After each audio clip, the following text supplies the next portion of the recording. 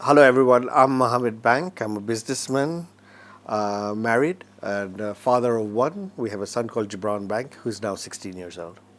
And he's really tall, like way taller than me. But my name is Shazin Bank. I am a strategic life, relationship, and intimacy coach. And I'd like to think that that pretty much worked out for our love story. It definitely did, it did. Yeah. So stay tuned for a roller coaster ride.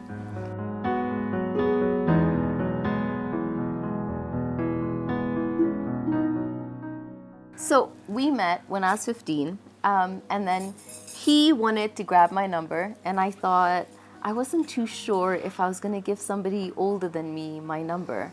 But I just feel sometimes there are times in life when you meet somebody and it's like destiny and you're meant to be together. And against all the odds, our journey began. So we dated for the first 3 years, and I think a lot of it was actually in secret. We were trying to find weird ways where we could meet each other. I would say I was smitten in love, but I also feel like I found, and that's when I would say I believe in soulmates, because I found my soulmate. Even though I was so young, something inside of me knew that I was going to spend the rest of my life with this man. And it's so interesting because I traveled the world, met so many people, and in my culture, it's usually the parents who pick who you're going to get married to or recommend who you're going to get married to. But from a very early age, I just knew the person I'm going to meet is the person I'm going to meet, and it's going to be a feel thing. And lo and behold, the day I saw her, I knew that's going to be the person. And it's crazy because age was a factor. There was in today's culture and times. Just to address the elephant in the room, there's a 12-year age difference between us. So in the older days, it didn't matter, but in our days, it mattered. Considering I was working, she was in school, how would all these things work? But albeit all that, it's what felt inside. It's the love. It's that connection. And the thing is, she felt it too, and I felt it, and everything else felt right except some of the age and how culture would accept it, how her parents would accept it, how society would accept it. But the fact that we love each other so much, we said, hey, let's just take the steps forward and see how this works out. So it kind of worked out really well. So as we continue dating and we're smitten and we're in love, we have no idea that fast forward when I turn 18, that I get pregnant. And I would say that's pretty much when our journey began, because the first 3 years was all love. But now we were going to get tested with, does this love work? Does this love last? Does this love break? And I got pregnant, and I find out like that this little nausea that I've been feeling for 3 months is this little life that's insisting on being born. And I remember like I had a secret phone, and I go and I call him after I talk to my best friend, and I tell her, listen, I think what we were suspecting about me being pregnant, yes, that's true. And I remember she thinks, or she probably thought even in her head, I don't think I'm ever going to be intimate for the rest of my life. But I'm thinking, I got to be able to deal with this. And I still remember when I called him and I told him, Mohammed, I'm pregnant. I hear the screeching of the car, but his voice was perfect. He said, do you need me to come over? And I remember saying, I haven't told my mom and dad yet, because I'd gone to the doctor, and that's where I found out with the ultrasound. He said, can I come over, and can I will tell your parents I'll marry you. I haven't even digested the fact that this is real and this is happening. And I go downstairs and my parents sit me down. My mom by now has figured it out. And I still remember her asking me, do you know who the father is? And I was like, yes, I know that, I'm pregnant, but I'm very aware that it's one man and I know who he is. And I still remember calling you home. Yeah. And I remember he was sitting across from me on the sofa, and he looked me in the eye, and there was like this buzz going on around. But it's kind of like in that moment we shared this moment where he looked at me and he winked. And he turned around and told me, breathe, I got you.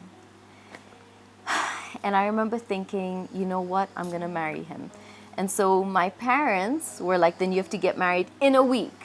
So you found out you're pregnant on a Tuesday. Right. And in 1 week, you have to be able to get married, because that's the consequence of getting pregnant.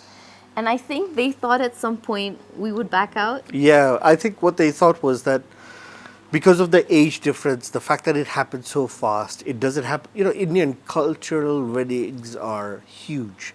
They take time to prepare everything. You know, you have all kinds of relatives involved and everything else, and this was completely off the beaten path. And I think and feel that with everyone putting us on the spot the way they did, they thought, okay, A, we would back out from it. Secondly, we would go back on our decision. Possibly Shan would think, okay, let me just abort the baby. This is all happening too fast. But you know what? I love her. I love the fact that she knew what was inside her. I was just blown away with her strength and her determination that even her parents didn't know about. So we decide we're getting married, and I remember the build up to that was crazy. But then on our wedding day, because we couldn't afford a venue, we couldn't afford to actually have a wedding because he had stopped working to be able to stand on his own 2 feet and figure out what he wanted in life. One of them was not being employed, and the other one was not to have a shock of suddenly a wife and, you know, a 3-month pregnant wife at that time. And so I remember we went to Diamond Plaza, and he was picking me up a wedding ring, and it was plastic, and it had this plastic heart diamond on it. And I remember by the time we were actually getting married, within the week, the plastic had changed color and it was now pink, whatever plastic it was made of. And I remember looking down at my finger on that wedding day, and the plastic diamond fell off. And I was like, oh my God, this is not a sign, right? It was crazy. But I think I don't remember most of the wedding because it was a blur. But it's something that we have to give credit to at least one family to over here, because we had a beautiful family with 2 angels who just swept in and took over the whole wedding. Yeah. Muna Danani and Arifa Danani, their family, their kids, just swept in and looked after us. We didn't have anything at that time, no money whatsoever. And they held the wedding at their house. So we were married in less than a week of finding out that she was pregnant. Yeah. And before you know it, she was preparing at the age of 18 on how to be a mother. And I was now preparing how to be a father in about 6 months' time. Right. So all of a sudden now, priorities had changed. Yeah. There was a lot of pressure. And all of a sudden now, in the Indian culture and community, you're the talk of the town. So there is this pressure to want to deliver, or there is this pressure to want to perform and to make sure that you do well for your family. And I realized at that age, now that I think back about it, it was a lot of pressure. So what I forgot to do was to keep poise and to keep balance. The beautiful thing is I had a beautiful wife who constantly told me, hey, we'll take this journey together. But being the man that I am, I constantly thought to myself, hey, she sacrificed so much for me already. I will carry this on my shoulders. In hindsight, maybe I shouldn't have done that, and I should have relaxed a little, and we should have taken these steps together. But in that, I put a lot of pressure on myself. And in putting a lot of pressure on myself, I began to change my personality. And my personality began to change. I became more frustrated. I became angrier. I became more upset because business wasn't working out the way I expected it to work out. Results weren't coming in the way I expected them to come in. But the bills were piling. The bills were piling. The child was coming. Needs and wants for a pregnant lady are there. There are all these changes to make. One day you're single, the next day you're going to be a father. It's a big change to make. And that began to give me a lot of pressure. And that pressure, unfortunately, started to come out at home in our little arguments. And first it went from arguing to verbal abuse. And then slowly but surely, and unfortunately, it even crept and had its chance at physical abuse. Right. And so the first thing I want to say, though, is I really honor the fact that you're brave enough as a man to be able to share this story, because we're hoping and sharing that nobody else ever goes through this. Yeah. But, you know, it's beautiful that you can share that part. And being young, you know, I had nowhere else to go. And so obviously for the first 5 years, I stayed. I stayed through the verbal, through the emotional, through the physical abuse. Because she had nowhere to go. She could go back to her parents. Yeah. Because it's not like there was a way there, or they'd opened up the door to say, if anything happens, come back. And there was nowhere else to go either.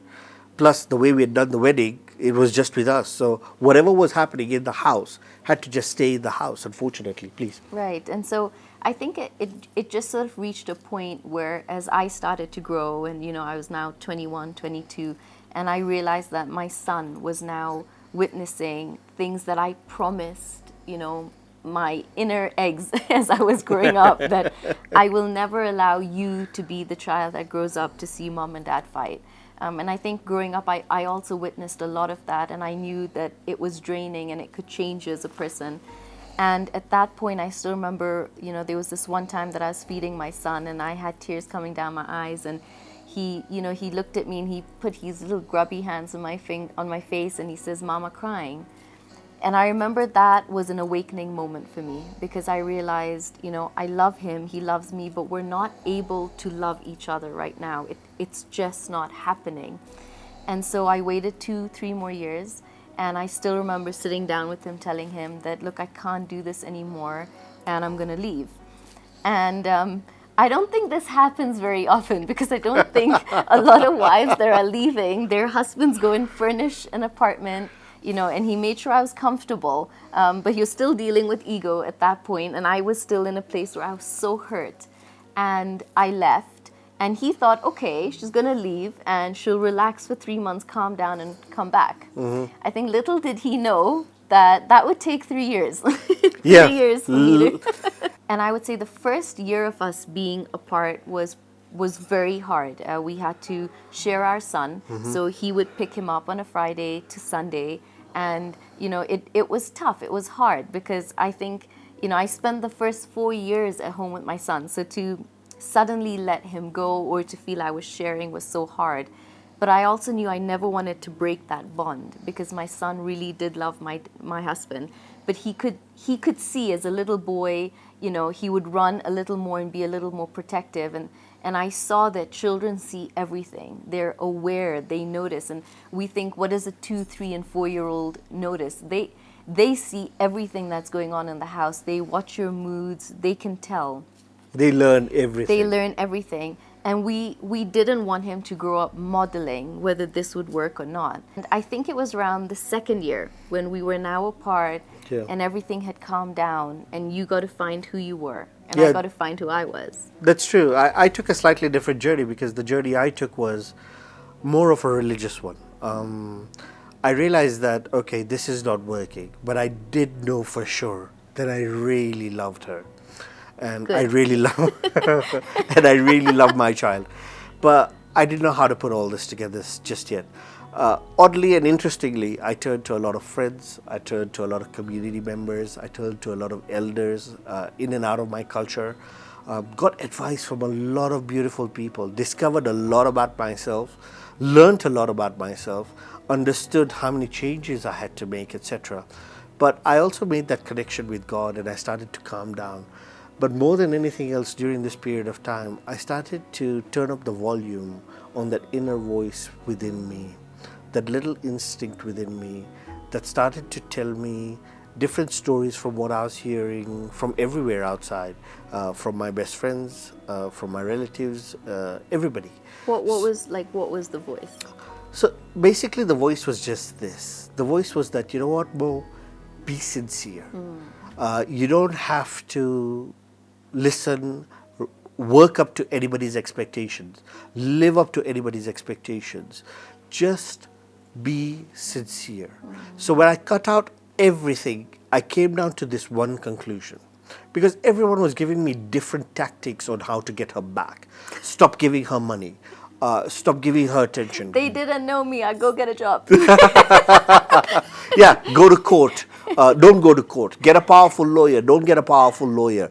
Do all sorts of things. So some people had attacking tactics. Some had defensive tactics. Some people had passive, and some had passive aggressive. But I think what they forgot to tell us was to love. Yeah. Was if you're in love and you feel you can still make this work, would be, what if you went back home to the core of what brought the two of you together in the first place, which was you love each other, and there was a reason you decided together to have this journey. What if you go back to that? But nobody was there to tell us that. And I feel that when I started to heal and I started to come back home, I noticed that the flames came down a little bit, because when he would bring my son over on a Sunday, before it was instructed that you let my son walk to the gate and to the door, and I'll pick him up from there. But then it slowly became him peeking around the corner and being like, he's home, he's there, and I'd be like, I can see, I'm good. To slowly, could I come in for a cup of tea? And I was like, okay, great. To slowly, I'm taking him out for dinner. Do you want to come? Like, I mean, you're hungry Indeed. anyway. Yeah. And that's slowly how I would say we started to date again. But it came with a lot of healing needing to have happened, because so much had happened to us that we were starting to make a conscious decision. If we want to go forward together, we can't go forward with the past. Indeed. So what happens to everything we've just been through? And we realized that forgiveness.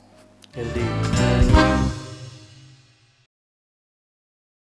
And so he decided, let's date for a year. Well, no, actually he was like, could you move in immediately? And I was like, ain't no hell to the no, this is not happening. You have to win me back. And I need to know in my soul that if I come back the second time, they wouldn't be that level of pain, again. And so we began dating, and I promise you, if a man wants to buy you flowers for 365 days a year, it can happen. Because he did it. It reached a point I was giving flowers out because he would always be bringing me flowers. So we did lunch for a year at Java ABC, because that's where I was working. And he would come down, and I started to look forward to it, and I would get excited, and then it moved into dinners. And so the 1 year went by, and it was beautiful. I think we reconnected, we got time together. But the thing was, my son, suddenly our son started to feel whole. You could see It was family. It became mama, papa. It was not, papa's there, I'm going to run and protect mama. And so for me, there was a joy suddenly in family coming back together. And so we were sitting one day having pizza, I remember, on my dining table. It was a really nice one, and I don't know how I bought it for 8,000 bob. It was a really, really beautiful dining table. And we were sitting on top of that, on the dinner table, and we were having pizza, and he looked at me and he says, look, Shazmin, would you move in with me again? I've got a place, and I'd love for us to start scratch. And I looked at him and I said, I would love to. And he was so excited. And I said, right after we get divorced officially. And I remember he was unbelievable. That's the look I had. So picture this, guys. We're having very warm relations now. This is the time where she's supposed to move in. Not talk to me about divorce. But she's now talking to me about divorce. So you really want to hear this part. And so he was like, what do you mean get divorced? And I said, look, if it doesn't work, we've been dating for the year, and it's working because we're dating. But I want to know that if we get divorced and we're two separate people now, how would it be? Would it work? Would it not? And if it doesn't work, then we don't have to go through the agony of any ill pain or anything coming up again. And I remember he was a little hurt, he was a little confused, but I knew at this point this was something I had to do to just make sure we never go through this pain again. And so we were at the mosque, and I remember my friend was completely confused because he was coming to pick me up to go get our divorce papers signed, and I was staying with her, and she was like, your husband, who's going to be your ex-husband, is coming to give you a ride to go sign the divorce papers. And I was like, yes. And I got off the phone with him, and he was like, I'm outside. And I was like, okay, I'm coming, love you. And it's like a habit, I love you. And she was like, oh, wow, it's still a habit. It'll take a while for that to go away. And I was like, yeah, she doesn't know. And she doesn't understand. Yeah. And I remember we were sitting at the office, and he had a really good friend next to him. You have to have someone witness it. And I was smiling, and he's crying, and that guy's all upset, looking at me like I'm the most evil person in the world for ending this relationship. And the priest, was trying to tell us both that we can have fresh lives and not to worry. And I remember looking over at him, and I said, but I don't understand why you're crying, because I thought we're going on a date tomorrow. And they were looking at us so strangely because here we are signing divorce papers, but tomorrow we are going on a date. And I was crying because I felt, hang on a second, this is significant, signing this paper. You know, it's the ending and the closure of a whole era over here. Yeah. You know, and it was hurting me. It was paining me, and for her, she was smiling and happy because for her it was liberation. That means that era of pain is over. That era of being shackled or Yeah. hurt or whatever the case may be is over. And if anything is to go on now, it's going to go on with clean energy, with fresh energy. So that's how we started. You know, we started with fresh energy all again. And by the way, we did go on that date. Yeah. We went on the date. He bought me roses, and it was amazing. I think for the next year, you know, we continued dating, and then that was it.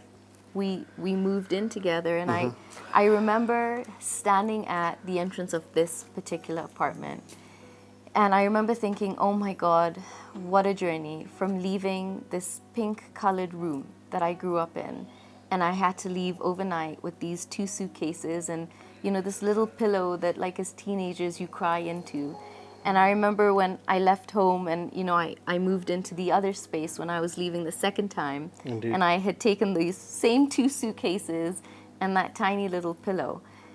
But I remember this time when I stood at the door, and I knew this time it was family. I knew this time our love was now going to stand a chance. I knew this time this story that we had been through was not for us. Yeah. It was for you, for the people that are watching, for people that needed hope, that needed love. And I remember standing at that door with 2 suitcases for the 3rd time, and I was like, if we're ever moving this time, it's together. Indeed. No one else is ever leaving again. But what was significant was I never took the little pillow that I used to cry into this time, because I knew, There's going to be no tears, hopefully. yeah, there would be no tears. And it's not to say that we don't have ups and downs. Yeah, you we know. do have our ups and downs like every other couple does. And But I think it's beautiful ups and downs now. It's nothing like what it used to be. Our ups and downs now are places we learn. Like we've learned now, we're going to be together for 20 years in March. Hopefully, You know, we're inshallah. still so young. You know, God willing, we've got a beautiful 16-year-old boy. You know, and we just feel like we haven't had a chance to still be as a couple. And I don't know Indeed. if that makes sense. yeah, it's like, honestly, it's like we've had 16 years, but I just feel we're just rediscovering each other all over again. And it's so exciting. It's so beautiful. We keep having this joke where I keep telling Sean that, you know what, we've done life backwards, so Yeah. to say. And a lot of people have their children, and then we Well, are they going date to and then have exactly. children. And now we're going to do it where Gibran hopefully is going to do what he's going to do, and then we're going to have hopefully all the time in the world to be able to do what we want to do. But beautiful lessons when she first came back into our house, and amazing. But I think the biggest lesson in this love story we learned was, you know, everybody's looking for a perfect fairy tale. Yeah. Everyone's looking for the man that should know you inside out. Everyone's looking for a partner that will have your back. But I think we learned that marriage was work. You know, marriage to be together requires knowing each other, requires trying all the time. You're never going to know your partner perfectly because we're always changing. And I'd never want him to know me perfectly, because then that's boring. Yeah, there's nothing left to hide. But just for everybody out there that's looking for the perfect marriage, first of all, it doesn't exist. Secondly, the beautiful part about marriage is that it's work daily. So look at it as going out into a garden every single day, and one day you're looking out for weeds, the next day you're putting fertilizer, the next day you're putting in manure, the next day you're harvesting. So there are days when you'll get back and there are days when you got to give. But the beautiful part, if you really want your marriage to succeed, especially to the guys out there, lower your expectations, first of all. Secondly, put love first. If it's not unconditional and it's not sincere, trust me, it's never going to work. Thirdly, there are so many needs to look after. So make sure you keep a tab and a pulse on everything that's there, from sexual, spiritual, mental, social, and each other. Last but not least, this is what I would say as a small tip as we go on, is make sure that you're a very, very sincere and good listener. It's Yes. not like the movies, so don't start acting and don't think that it's going to be like the movies. Just be very, very heartfelt. Be very, very sincere. Be very, very genuine, and be very, very true. And I'll tell you something, one step at a time. If you make her your world, she will make sure your world in this world will be worthwhile.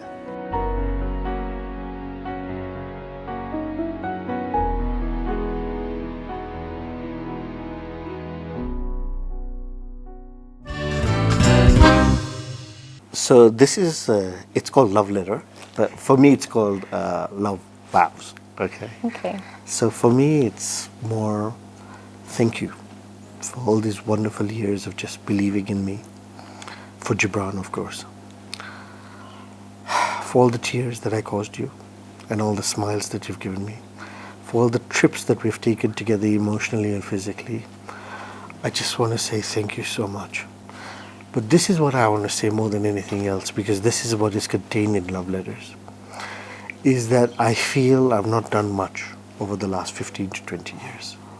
But what I want to do for the next 15 to 20 years is put you on a pedestal, give you lots of love, lots of comfort, clean out that beautiful heart even more, be more compassionate, more generous, more amazing, and hopefully share more dreams together and connect at a level that only God can appreciate and how beautiful it is. So all I want to say is this, is thank you so much for all these years that we've been together, everything I've made you endure, with the patience and smile that you have shown me.